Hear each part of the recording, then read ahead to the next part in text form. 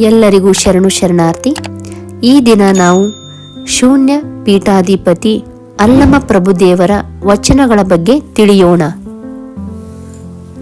ಎತ್ತಣ ಮಾಮರ ಎತ್ತಣ ಕೋಗಿಲೆ ಎತ್ತಣಿಂದೆತ್ತ ಸಂಬಂಧವಯ್ಯ, ಬೆಟ್ಟದ ನೆಲ್ಲಿಯ ಕಾಯಿ ಸಮುದ್ರದೊಳಗಣ ಉಪ್ಪು ಎತ್ತಣಿಂದೆತ್ತ ಸಂಬಂಧವಯ್ಯ, ಗುಹೇಶ್ವರ ಲಿಂಗಕ್ಕೂ ಎನಗೆಯೂ ಎತ್ತಣಿಂದೆತ್ತ ಸಂಬಂಧವಯ್ಯ.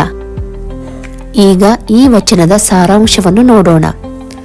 ಈ ಲೋಕದ ಸೃಷ್ಟಿಯಲ್ಲಿ ಮೇಲ್ನೋಟಕ್ಕೆ ಸಂಬಂಧವಿಲ್ಲದಂತೆ ಕಾಣುವ ಎಷ್ಟೋ ವಿಷಯಗಳು ಆಳದಲ್ಲಿ ಅನಂತ ಸಂಬಂಧವನ್ನು ಹೊಂದಿರುತ್ತವೆ.